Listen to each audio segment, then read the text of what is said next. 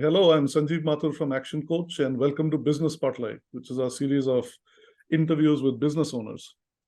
I love having these conversations, and it's great for collective learning in the business community. Today, I have for you Jatin Gupta. Jatin lives in Kolkata. He is the CEO of Shree Ji Steel Corporation. He is also an alum of IIM Kolkata and of South Point School. I think South Point is a school that has more students than any other school in India. Is that right? I think in Asia it was when I was studying. So great to have you with us today, Jatin. Yeah. So I'm the owner of Shree Ji Steel. We are into business of iron and steel goods since 5 generations. And we have our head office in Kolkata. We also have our offices in Raipur and Mumbai. Excellent. So we are selling our goods pan India right now. And digital marketing or digital world is one of the main business, through which we are doing our business pan India. Excellent. So it's great to learn about your company. Tell us a little bit about yourself. See, like I did my schooling from South Point High School as what you have seen. Then I have done my college from the Bhawanipur Gujarati Education Society. So I was very much keen in learning from time to time. I did start my business journey at a very early stage also. Mhm. But after that also I kept on learning something. Fantastic. Yeah. So maybe 4 days, 5 days, little bit courses here and there. I have done a whole lot of things. Well, Like even I have done a hypnotism course for 2 days also. that's amazing. Like that, that was one of the wildest thing which we can think of. Yeah, have you ever And used it? Have you ever used the skills you learned at your? I joined it. I thought that nobody is going to hypnotize me. That's why I did the course. Okay. Okay. Instead of trying on someone else, I was more concerned that nobody is able to use it on me. Okay. So Jatin, you started out about 11 years or something back, right? See, 11 years back, Shree Ji Steel Corporation, we started around 11 years back. Before that, I was working with my father or with my uncle. Okay. And after that, doing up with 4 5 years in different fields and different avenues, then I started up with Shree Ji Steel. Super. So I'm just wondering, how you got here? Can I just want to ask you a few questions about that? Sure, So, sir. so if you go back 11 years when you started out with the Shree Ji Steel Corporation, Yeah. if there was something you had to do differently, what would it be? I think I am satisfied, more or less satisfied of what we have done it till now. So I don't think so. I will be doing the same things also right now. But of course, I would not take much time, or maybe I will go for a faster decision right now. I Like at native stage, things were we were pretty slow in deciding of new avenues and all. Okay. So right now we will be much faster, I will believe. But we'll be doing more or less same thing. You'll be doing more or less the same things because Yes. you've got your success. What things that you Yes. have made a successful business. You wish you'd have been a little faster in decision Right. making. Yeah? Right. So what were the things that you feel prevented you from making decisions really quickly? Um, See what happened, since it previously I was into a family business and my father was there, and I started up with this Shree Ji Steel, and we did totally a new thing. Mhm. Selling iron and steel online at that time, digital world was not there much. We don't expect people paying us whenever we sell it in bulk quantity. So a minimum vehicle cost around 10 lakh rupees at that time also. So we don't expect anyone to give us 10 lakh rupees in advance and then take the material goods delivered. So this was the biggest challenge which we face, and it took a whole lot of time to convert that also. Okay. Okay. And still we do that, but things have changed a lot. Okay. People are much more into digital world, so there are trustworthy factors are there. Right. Right. Right. Right. So you think the market has changed and people, behavior has changed in the area of your business, which makes things work faster than they used to earlier. I think yes, of course it have done. Not in my business, all over world it has been done. 14 years, 15 years back, buying a good from Amazon was difficult for me. But now we don't give a second thought for it. Yeah, yeah. But what else? Is there anything else I mean, that you guys did as a company to speed things up? Hmm? Uh, I didn't get it. Bro. did as a company? See, the market has moved. Online has become something that's Yeah. very commonly used. But is there something that you did as a company or as a business owner that made things move faster for you?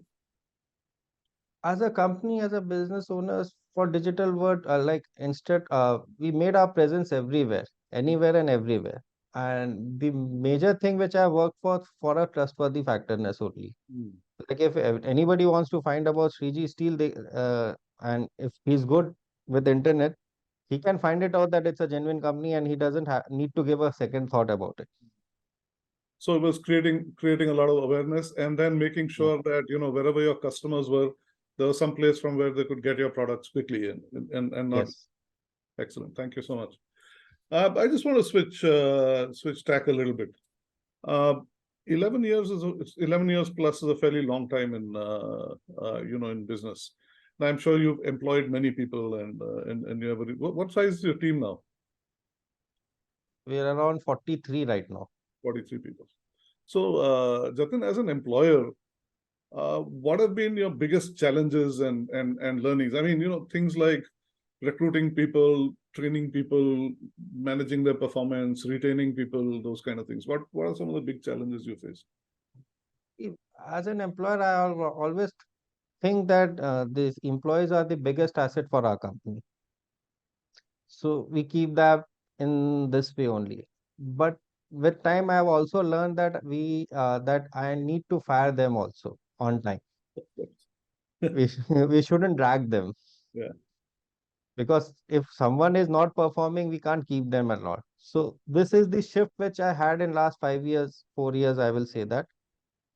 Otherwise, as an employer, retaining them, it's not much difficult. If you take care of them, they will take care of you. Hmm. So I'm just wondering if we talk about uh, retaining, firing people for non-performance. I mean, did you create all these performance management systems and things? How Yes. does it work for you? Is it very structured, or uh, who does the reviews? How do you? I mean, those are just simple things that a lot of people think about and wonder how to do. We have set up systems for this. Like we have divided our systems and we have divided the work between them. Everybody knows what he needs to do and at what time they need to do, and we give them points according to them. So we get a system generated records whether they have done it on or we have not done it on time. We have done it perfectly or not. Even that comes out through system. So we Excellent. have an MIS for everyone, and we review them every weekly. Excellent. So you gave me a lot of good things, but you didn't answer my question. What are the challenges and learnings from them as an employer? Challenges, see, challenges will be this, firing them was a really challenge for me at that time. Like whenever I used to fire someone or someone was not performing, so they will come back, no, this, that, and that we were unable to do that. Of course. So this was the biggest learning for me that I need to learn to say no, say them go, let them go. Because with the experience, I have seen that I have transferred their jobs or I have done like transfer their post and everything. A non-performing person is never going to perform. Yeah, Maybe, I mean, exceptional cases will be there, but we need to say them goodbye. And until unless we fire them, we won't be able to keep a new one also. I understand. Yeah, that's so yeah, it is, letting people go is obviously is a very difficult thing to do. Yeah, very You've difficult thing to do. you've nurtured them, you selected them, and in a sense, it's going back and saying, I made the mistake, right? Mm. And now, the person I'm letting go is going to have to. Uh, so thank you, thanks for sharing that. About the business, I mean, a lot of people have, misconceptions about running a business.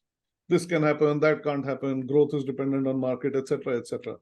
What are some of the common misconceptions and that you've come across, and how have you addressed them?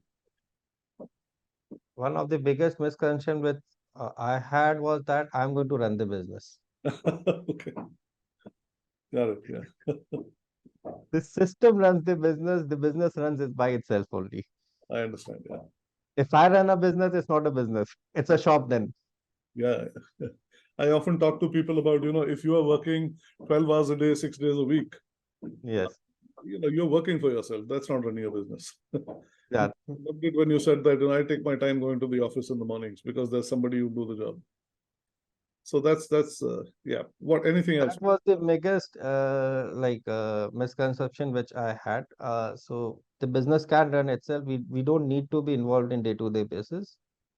And the owners knows everything. For every challenge, the person is coming to the owner. Even this is something which need to be changed. Yeah.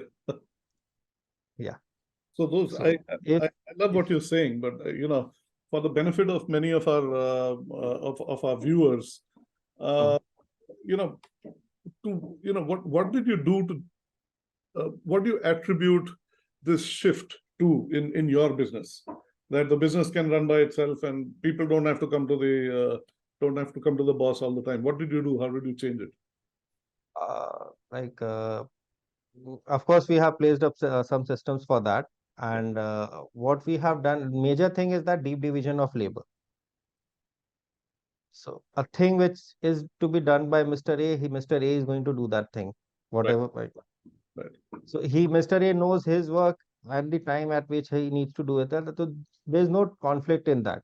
Yeah. And if a thing is coming, so he will do it. And everything is getting done in chain like of thing.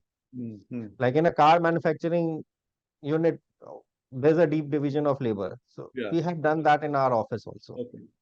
So deep division of labor, and the form it takes is, you do good solid goal setting and you do some KRAs and key performance indicators and those kinds of things. Yeah, those are of course there. They help me to retain them. Okay. And then a review system that takes care of the rest. Review system is of course there. Okay. So and what else do you attribute your company's growth to besides the market? I mean, is it great marketing or effective sales or building great teams or business processes, tools? What are some of the things that have helped you really grow your business? I think like the challenge, the acceptability to learn new things is the thing, I mean, which have let my company grow every year.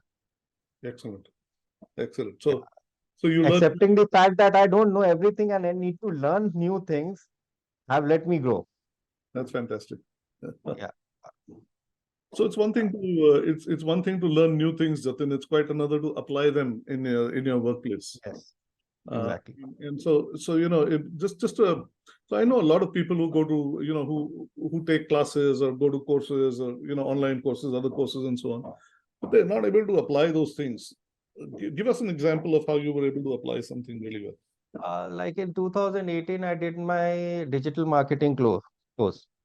So after that, like whenever I'm doing a course for after doing the course for 6 months, 8 months, 10 months, we do apply that thing in our business. Hmm. Hmm. So I did that course. I did apply that. After that, in 2020, from Business Coaching India, I did a business mastery course.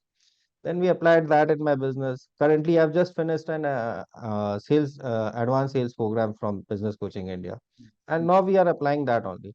Until and unless we do apply that thing, I won't be going to next thing. I understand. So one thing is that you want to make sure that you apply it before you move on. But Yeah, the move. the interesting part is the application itself. Do you sort of say, let me try this out in a small segment? Do you hire somebody to do it?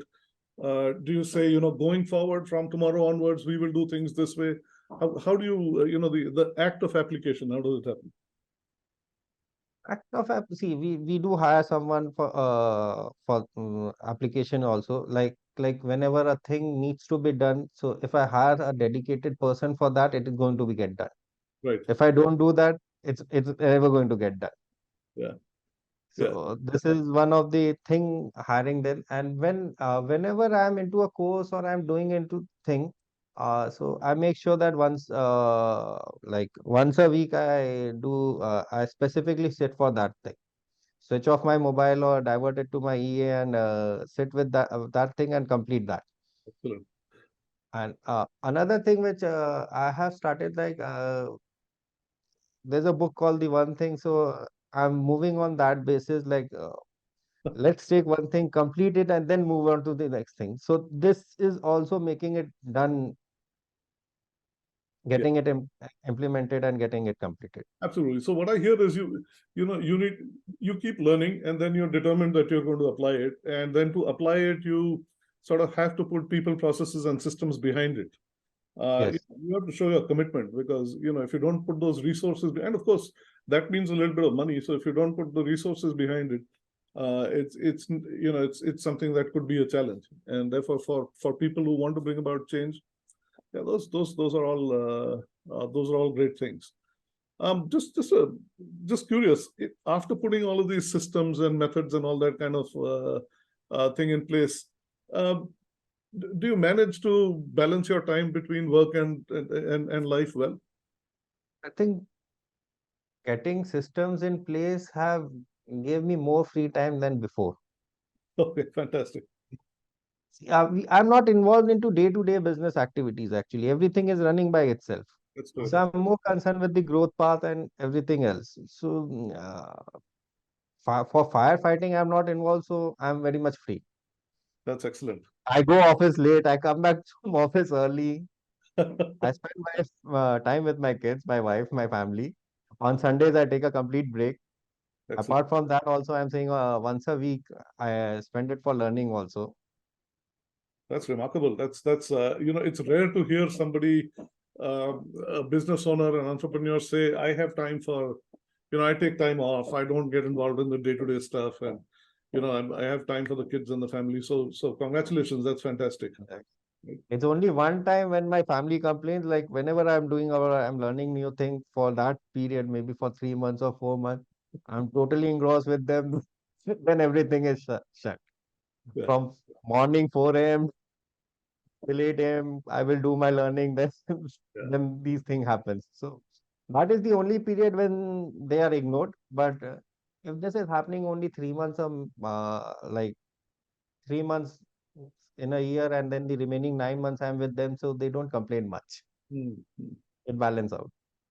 That's great. So, Jatin, I mean, really, I mean, you have the systems in place, but help us to understand what are the top 2 or 3 qualities you look for in people you employ, in your employees, right? And how do you foster, say, a positive and productive work environment?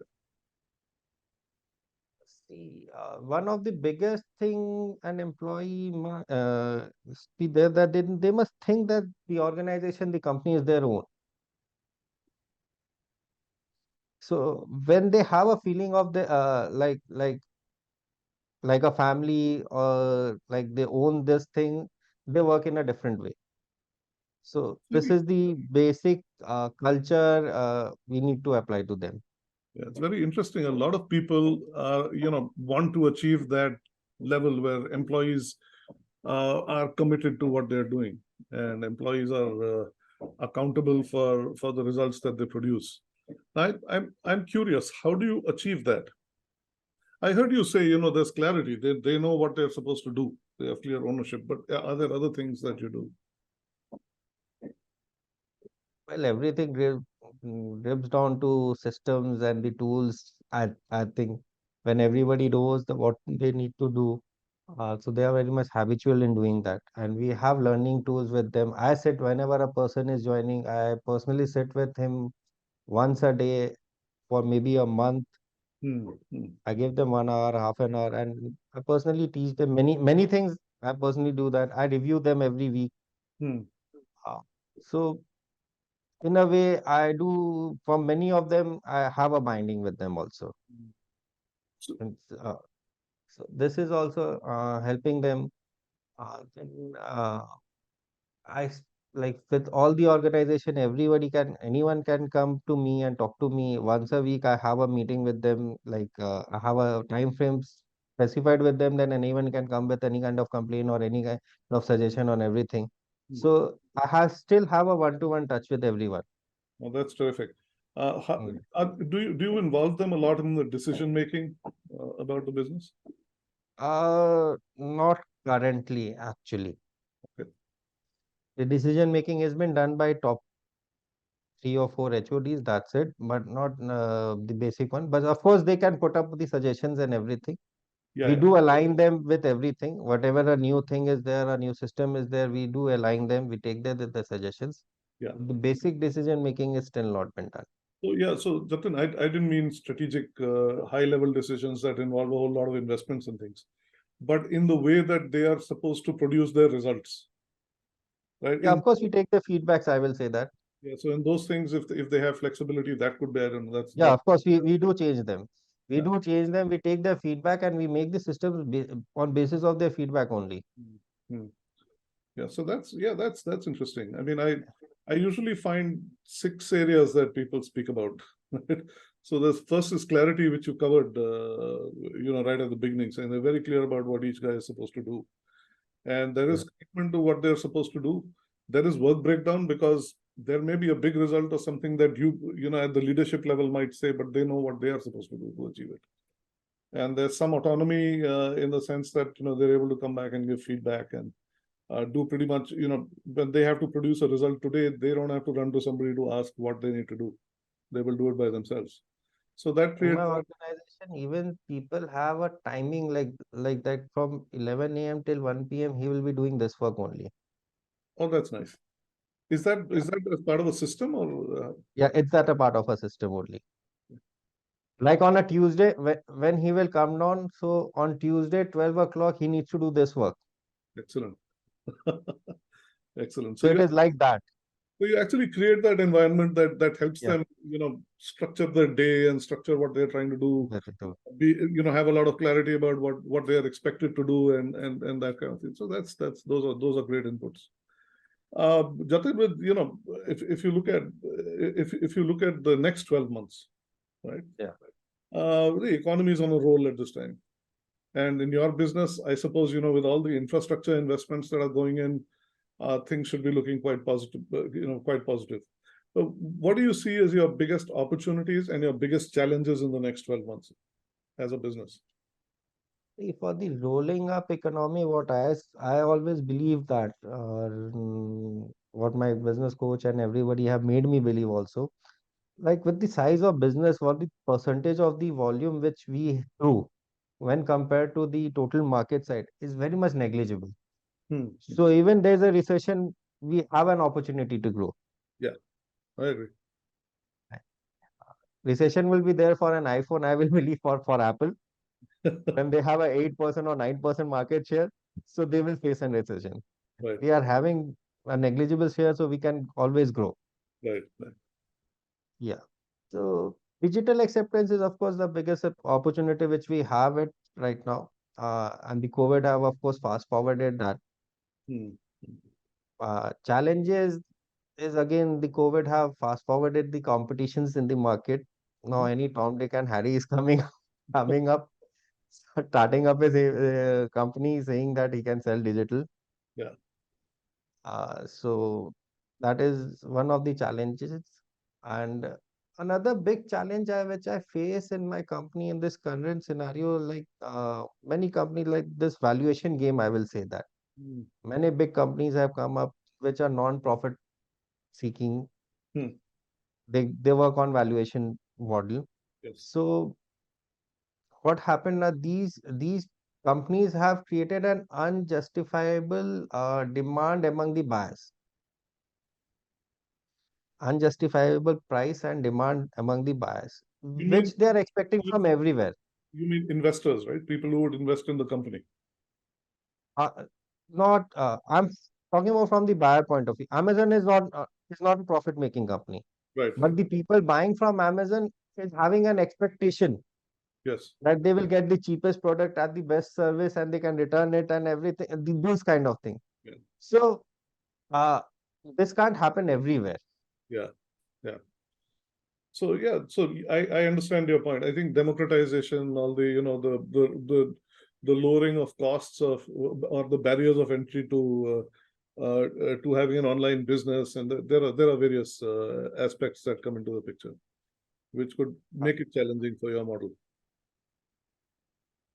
No, I'm talking about from the client side of view. Okay. Their mentality, they are not going to make an effort to buy the product. Yeah, I understand. This thing have changed. Like, of course, these fintech companies they are not going to run a very long time. Right. Or maybe like one or two of them will be alive and everyone else will die out. Like Yeah. in food delivery right now, we have only Zomato and Swiggy left. Nobody else is there.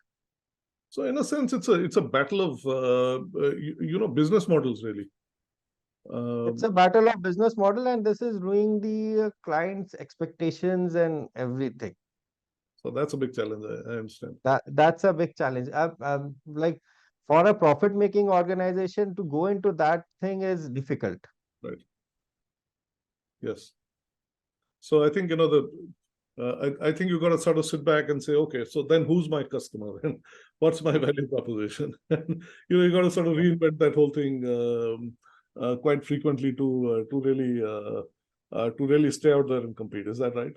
Yeah, of course. And every time we do that, and we are doing it very good with Mm. that. But maybe another year, next year, we will find out that these are not again value. They need something else. So And kind of, they're expecting it's not about need something else. They're expecting more. I understand. They Yeah, are able to come up with their expectations actually. I understand. So it's really a continuum. It Yeah. just continues. 1 year you do something, next year it may be irrelevant. Got to Yeah. be. It's not irrelevant, but we need something new more. You need something, yeah, something different. Fantastic. So thank you so much for those insights, Jatin. It's been a real pleasure interacting with you. Yes, sir. Pleasure is mine also. Fantastic. So good luck for your for the coming year, and cheers. Thank you, sir. Bye.